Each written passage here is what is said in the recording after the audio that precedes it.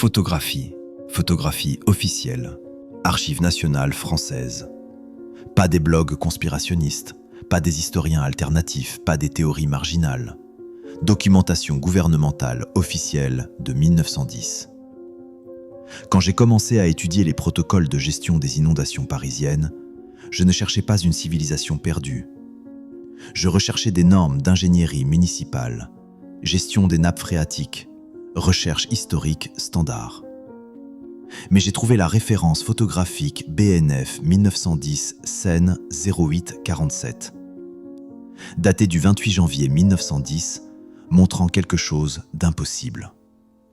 Des sous-sols inondés, révélant une maçonnerie qui ne devrait pas exister. Blocs de pierre taillés de 40 cm d'épaisseur, joints submillimétriques sur des portées de 12 mètres. Ce n'étaient pas des barrières anti-inondation, c'étaient des fondations. Mais des fondations pourquoi? Et pourquoi à 8 mètres sous le niveau de la rue? Palais Garnier, catacombes, jardin du Luxembourg, sous-sol du Louvre, crypte du Panthéon. Pas des sous-sols, des chambres. Je n'étais pas préparé à ce que l'eau allait révéler. L'inondation a exposé quelque chose, délibérément enterré. Janvier 1910. La Seine déborde. 20 000 bâtiments inondés. Sous-sol exposé pour la première fois. Et les photographes du gouvernement français ont documenté 3400 emplacements montrant des structures qui défient toutes les affirmations historiques. Pas une fois, des milliers. J'ai commencé avec les photographies de la BNF. Images cataloguées, numéro de référence officiel, date vérifiable.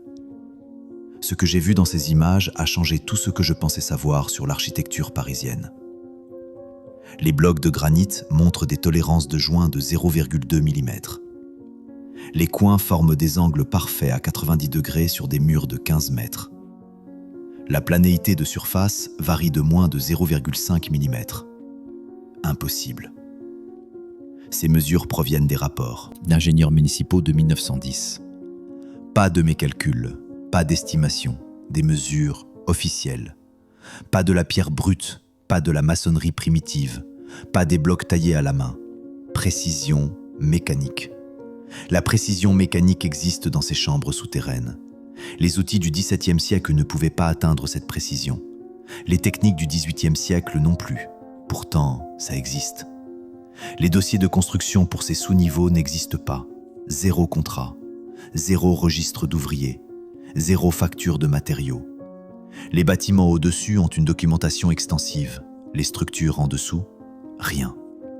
Les architectures officiellement datées des années 1700 montrent une ingénierie que nous avons du mal à reproduire aujourd'hui. Mais quand je cherchais des registres expliquant comment ils ont atteint cette précision, les archives sont vides. Comment couper du granit avec une précision submillimétrique? Comment y parvenir dans des chambres entières? Comment faire cela dans les années 1700? Avec quels outils? Avec quelle technologie? À moins qu'il ne l'ait pas fait. Ce ne sont pas des sous-sols ajoutés aux bâtiments, ce sont des fondations sur lesquelles les bâtiments ont été placés. Une distinction cruciale que les photographies de 1910 rendent impossible à ignorer. Mais les photographies montrent autre chose, quelque chose dans l'architecture elle-même. Palais Garnier, précision identique. Même période officiellement. Bibliothèque Sainte-Geneviève, même maçonnerie exacte. Les sous-niveaux du Louvre montrant des plafonds voûtés de 12 mètres avec des propriétés acoustiques conçues pour des temps de réverbération de 0,3 secondes. Pas une innovation parisienne, pas de l'ingénierie française, pas une technique européenne. Pattern global. Les mêmes dimensions de blocs de 40 cm sur 23 sites parisiens documentés. Même tolérance de joints, même proportions géométriques. Aucune variation. Comme si c'était une fabrication standardisée. Palais Garnier. Joint de 0,2 mm. Crypte de Notre-Dame, même précision. Sous-niveau du Panthéon, plafond de 8 mètres. Palais du Luxembourg, canaux hydrauliques.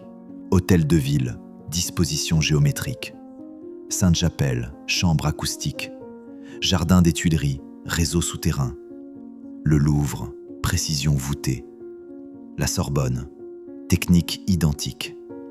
Pas seulement Paris, Lyon, Marseille, Bordeaux. Pas seulement la France, Bruxelles, Vienne, Prague, même période, années 1700-1800 officiellement. Mêmes impossibilités, partout. Les Archives nationales françaises ont ces documents. La division photographique de la BNF aussi. Les dossiers d'ingénierie municipale de Paris. La documentation du ministère de la Culture. Tout catalogué, tout scellé, tout restreint. Pourquoi ? Ces structures précèdent les bâtiments au-dessus d'elles. Les photographies de l'inondation le prouvent. Les fondations montrent une usure de surface indiquant des décennies d'exposition avant que les structures supérieures ne soient construites. Mais il y a autre chose dans ces chambres. Quelque chose de fonctionnel. Regardez les portes, mesurez-les.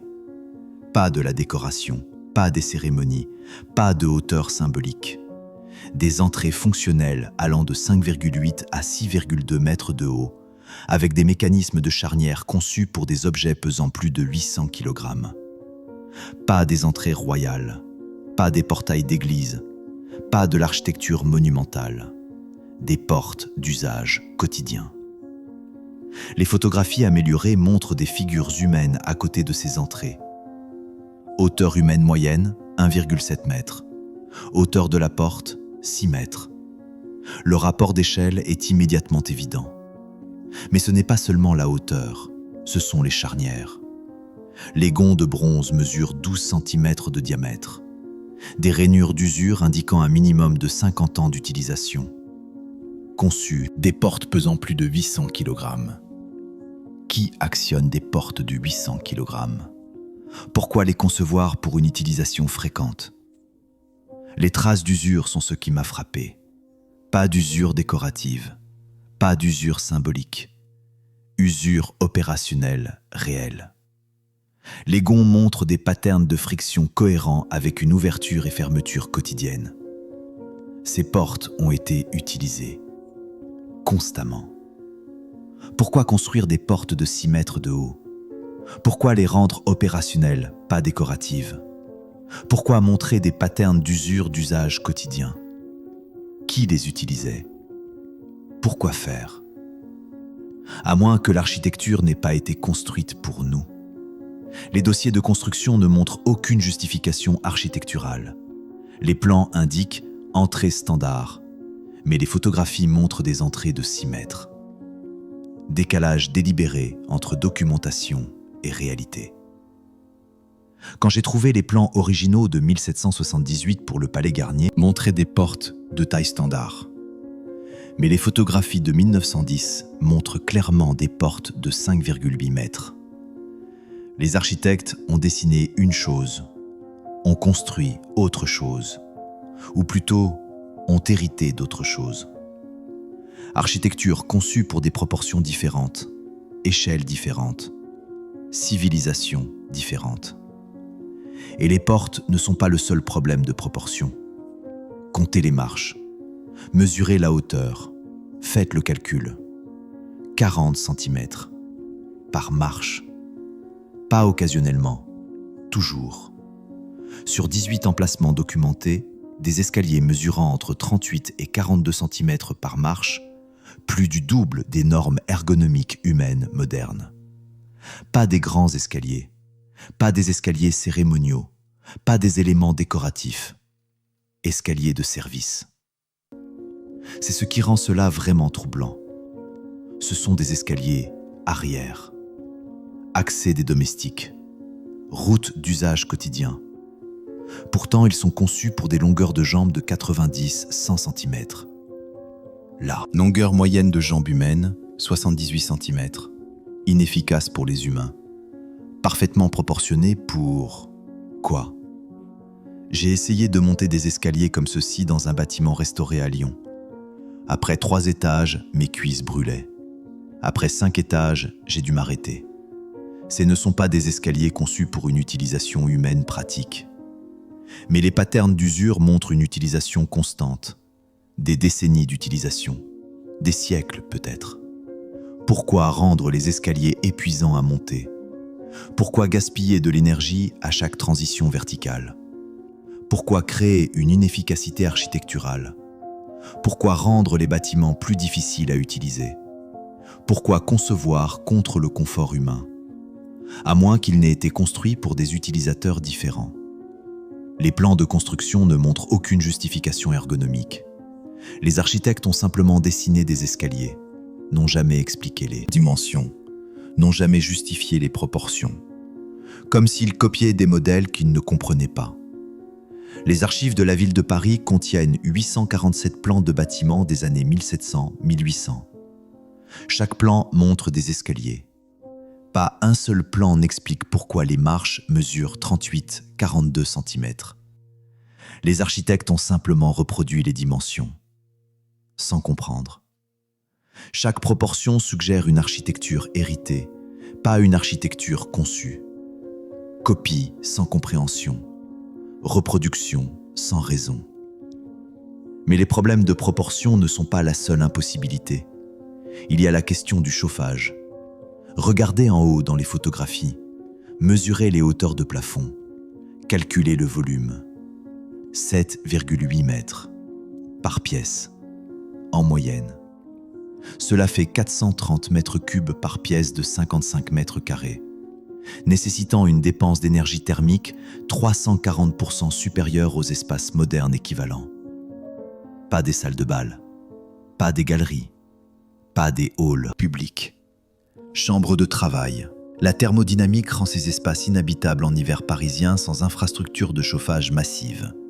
Mais aucune cheminée n'existe, pas de conduit de chauffage, pas de traces de brûlure, pas de suie. Pourtant, les inspecteurs de 1910 ont noté que les murs ne montraient aucun dommage de température, ce qui signifie que d'une manière ou d'une autre, ils restaient au-dessus du point de congélation. Impossible. J'ai consulté des ingénieurs thermiques modernes.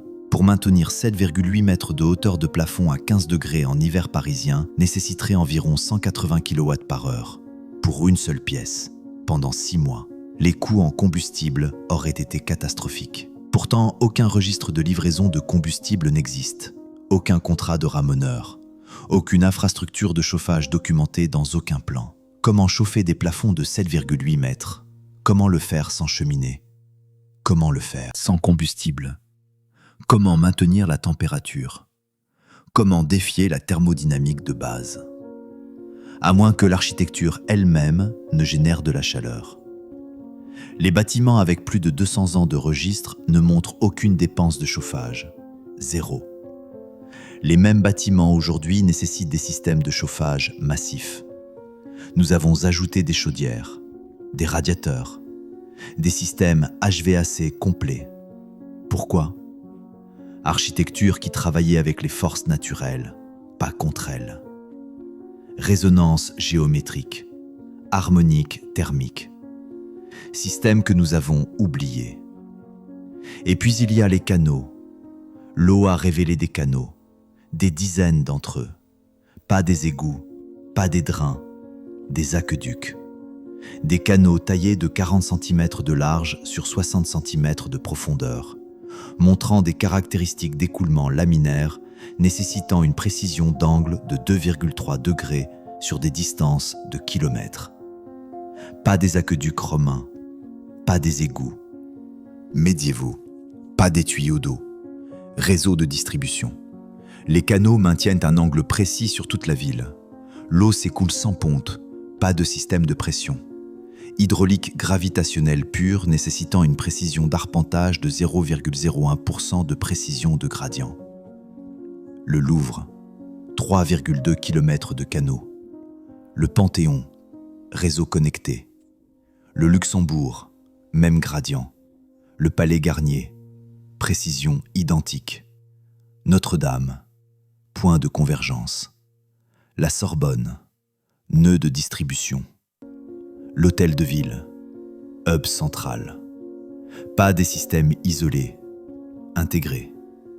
Pas seulement Paris, réseau de Lyon, grille de Marseille, canaux de Vienne, hydraulique de Prague, système de Bruxelles, même précision, gradient de 0,01%. Même période, Datation officielle des années 1700. Impossible à arpenter avec les outils de l'époque. Impossible à construire à l'échelle. Pourtant, ça existe. Partout. L'arpentage géographique français a ses mesures. L'Autorité de l'eau de Paris aussi. Les archives nationales d'infrastructures. La division du patrimoine de l'UNESCO. Tout documenté, tout scellé, tout en accès restreint. Comment? L'eau n'était pas une ressource. L'eau était un conducteur. Distribution d'énergie par résonance hydraulique. Les canaux ne transportaient pas seulement de l'eau. Ils conduisaient quelque chose d'autre. Quelque chose qui nécessitait une précision d'angle exacte. Quelque chose qui dépendait de l'écoulement laminaire. Quelque chose que nous ne comprenons plus. Mais les canaux ne sont pas seulement pour l'eau. La géométrie n'est pas décorative, elle est fonctionnelle. Acoustique, chaque angle calculé, chaque surface positionnée, chaque dimension précise. Les dimensions des chambres suivent des proportions du nombre d'or 1 à 1,618, créant une résonance acoustique à 7,83 Hz. La fréquence de résonance Schumann correspondant au champ électromagnétique terrestre. Pas beau par accident, pas un choix esthétique, pas une décision artistique. Ingénierie acoustique. Créer des chambres de résonance acoustique nécessite une compréhension des fréquences harmoniques, de la propagation des ondes et de l'amplification par résonance. Ces connaissances n'existaient supposément pas avant les années 1800. Pourtant, ces chambres ont été construites dans les années 1700 et montrent un design acoustique plus sophistiqué que les salles de concert modernes. J'ai apporté un équipement de mesure acoustique dans 3 de ces chambres, avec permission spéciale, surveillance stricte, temps limité. Mais j'ai obtenu des mesures. Temps de réverbération, 0,28-0,32 secondes à toutes les fréquences. Uniformité spatiale, variation de moins de 3% dans tout le volume de la chambre. Résonance de fréquence, pic à 7,83 Hz exactement. Impossible. Les salles de concert modernes luttent pour atteindre cette uniformité. Ces chambres y parviennent naturellement, par géométrie pure, par proportion précise, par placement de surface calculé. Pourquoi optimiser la géométrie pour le son? Pourquoi cibler des fréquences spécifiques? Pourquoi correspondre à la résonance terrestre? Pourquoi intégrer une physique que nous n'avions supposément pas découverte? Pourquoi créer une perfection acoustique dans des espaces de travail, à moins qu'ils n'utilisaient le son comme technologie? Les plans architecturaux ne montrent aucune spécification acoustique, aucune mention de propriétés sonores, aucune justification de rapport géométrique. Les architectes ont dessiné des proportions sans expliquer pourquoi. Le son n'était pas du divertissement. Le son était de l'énergie. La résonance acoustique générait de la puissance, transmettait des informations, influençait la matière au niveau quantique. Et quand vous combinez des canaux d'eau avec des chambres acoustiques, l'eau s'écoule à travers les canaux à des angles précis.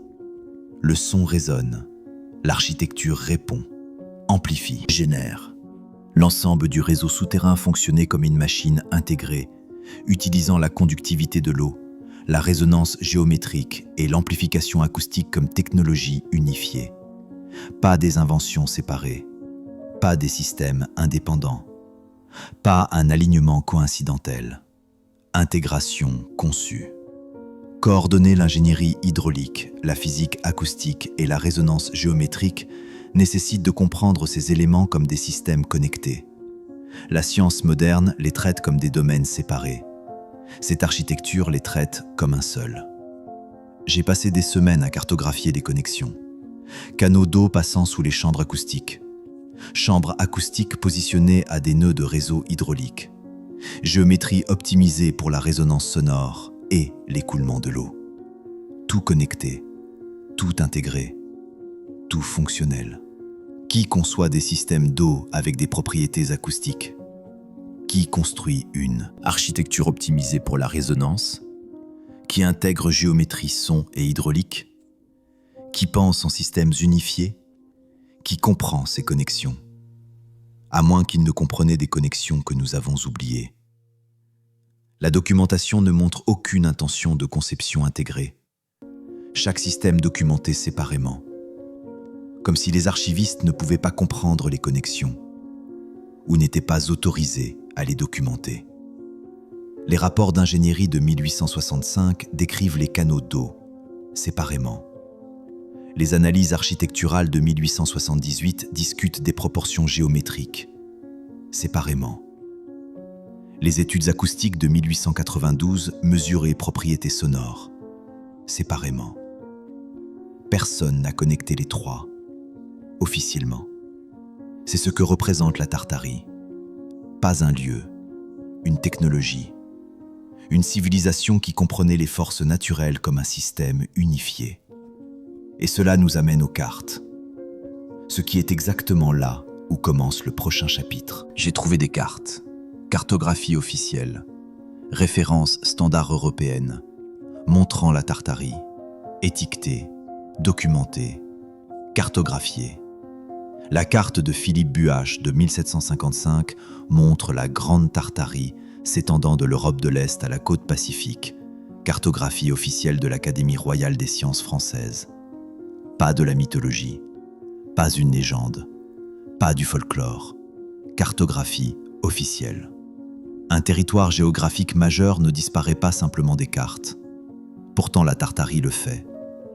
Pas graduellement. Entre 1820 et 1860, les grandes maisons cartographiques retirent systématiquement le nom.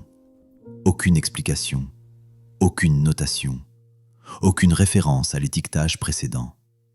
J'ai comparé 47 cartes européennes de 1700-1900.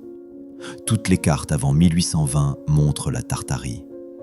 Toutes les cartes après 1860 ne la montrent pas. La transition se produit en 40 ans, coordonnée, systématique, silencieuse. Pourquoi retirer un nom de territoire entier? Pourquoi le faire systématiquement dans toute la cartographie? Pourquoi aucune notation historique expliquant le changement? Pourquoi effacer l'identité géographique? Pourquoi supprimer l'existence elle-même? À moins que le territoire ne représente quelque chose qu'il devait effacer. Aucune justification cartographique pour le retrait du nom. Aucun dossier historique expliquant la dissolution du territoire. Aucune correspondance diplomatique concernant le renommage régional. Le nom disparaît simplement, silencieusement. La Bibliothèque nationale de France a ses cartes. La British Library aussi. Les archives cartographiques impériales de Vienne. La Bibliothèque royale de Belgique.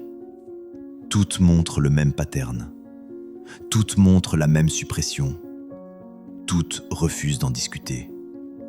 Le nom disparaît exactement quand les structures commencent à recevoir des dates de construction officielles. 1820-1860, Tartarie effacée des cartes. Même période, boom de construction massif de bâtiments aux caractéristiques impossibles. Coïncidence? Mais les preuves physiques n'ont pas disparu. Ils ont dû traiter cela différemment. Entre 1850 et 1900, quelque chose s'est passé. Les rues ont monté.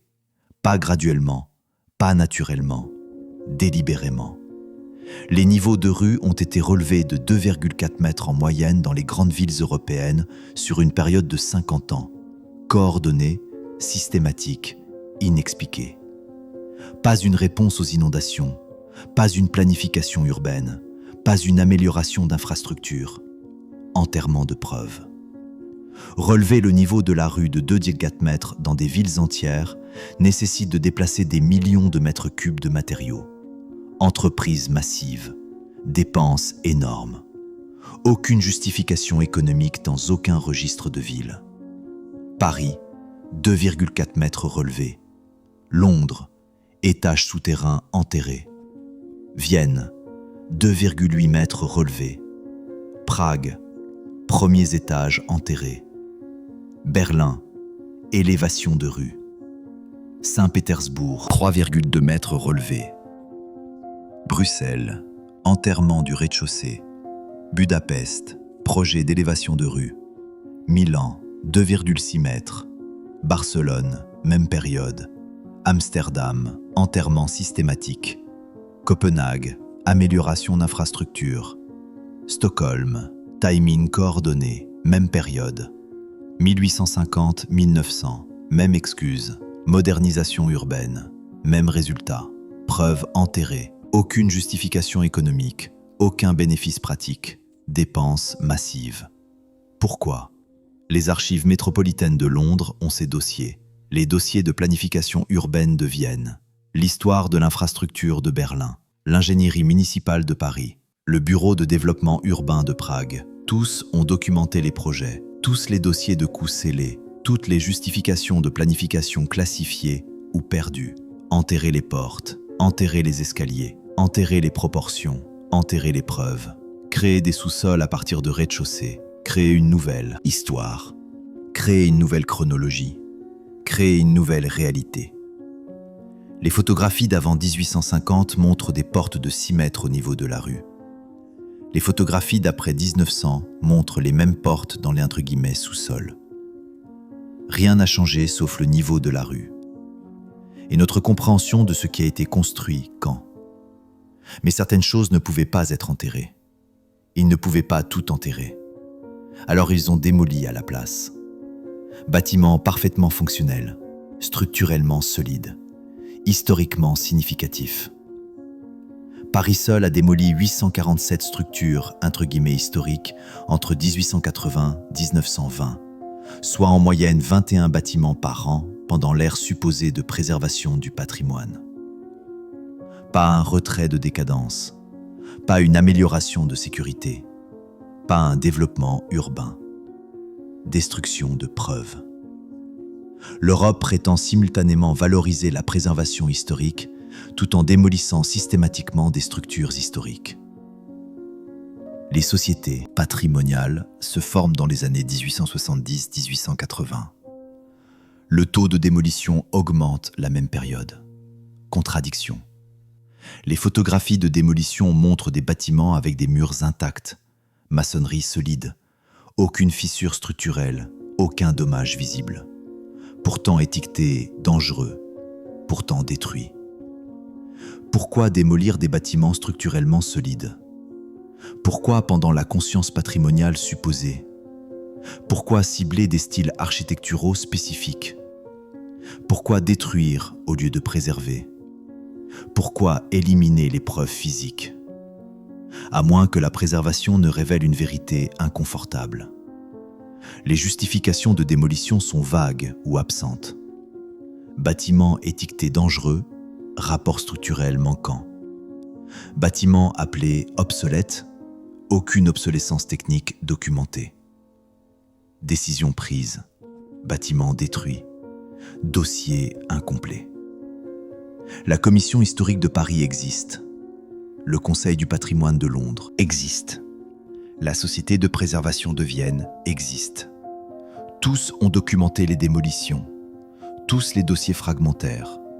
Tous ont approuvé la destruction de ce qu'ils étaient censés protéger. Les bâtiments démolis entre 1880 et 1920 partagent des caractéristiques spécifiques. Porte de 5,5-6,5 mètres, escalier de 38-45 cm, plafond de 7-9 mètres, canaux hydrauliques souterrains, proportions géométriques précises. Toutes les caractéristiques impossibles. Détruire les bâtiments qui montrent des caractéristiques impossibles. Détruire les preuves d'architecture héritées. Détruire la preuve d'une civilisation antérieure avancée. Et ce qu'ils ne pouvaient ni enterrer ni démolir, ils l'ont scellé. Certains espaces n'ont pas été enterrés, n'ont pas été démolis, ont été scellés, verrouillés, restreints, classifiés. Encore aujourd'hui. Paris seul contient plus de 2800 chambres scellées documentées, officiellement cataloguées, légalement restreintes, l'accès nécessitant des permis spéciaux jamais accordés aux chercheurs indépendants. Pas des espaces dangereux, pas des structures instables, pas des préoccupations de préservation. Information contrôlée.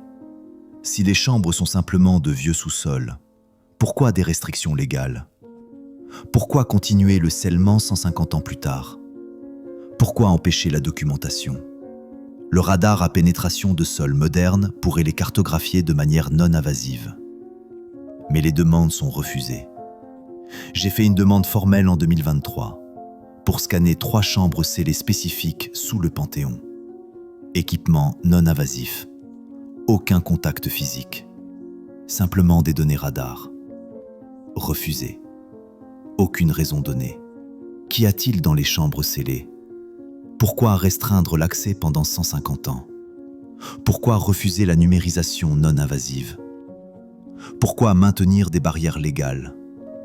Pourquoi empêcher même la documentation à distance? À moins qu'elles ne contiennent des preuves qui changeraient tout. Le contenu des chambres n'est pas documenté.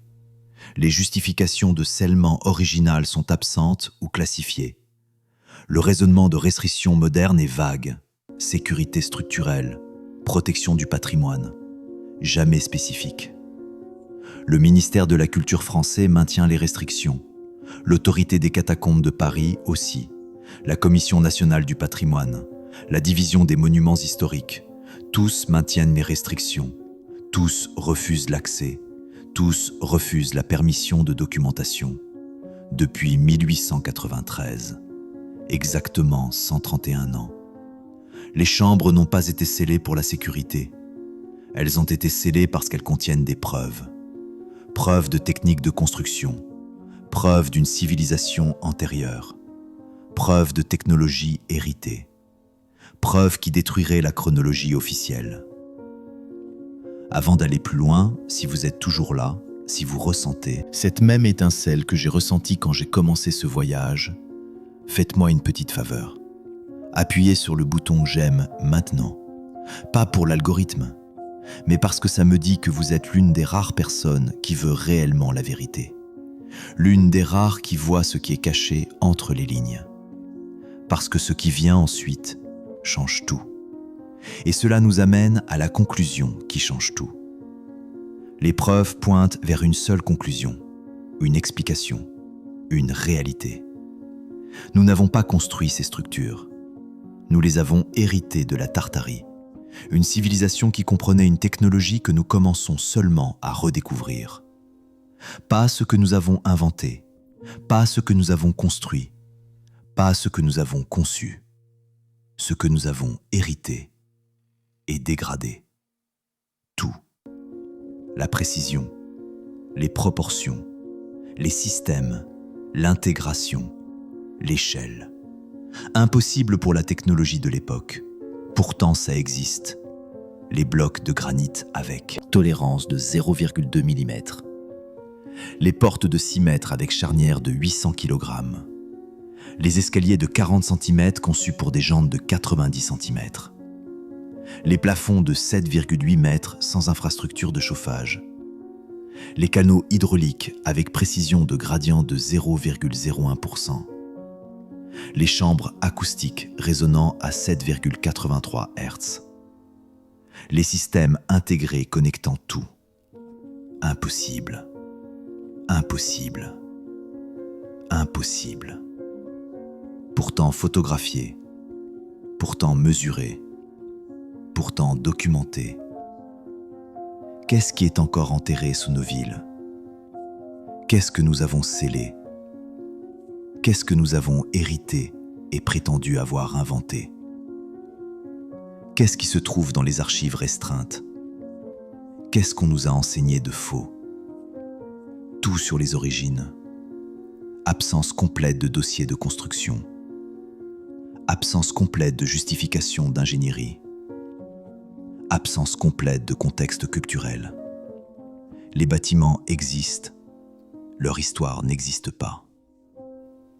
Chaque archive, chaque musée, chaque commission du patrimoine, chaque société historique, chaque institution académique, tous protègent le même récit, tous restreignent les mêmes preuves, tous maintiennent le même silence.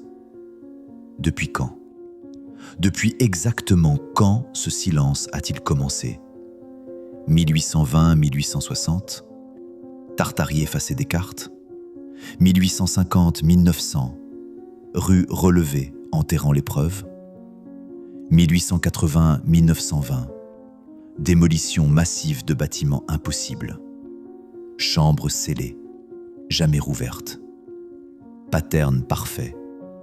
Coordination parfaite. Suppression parfaite.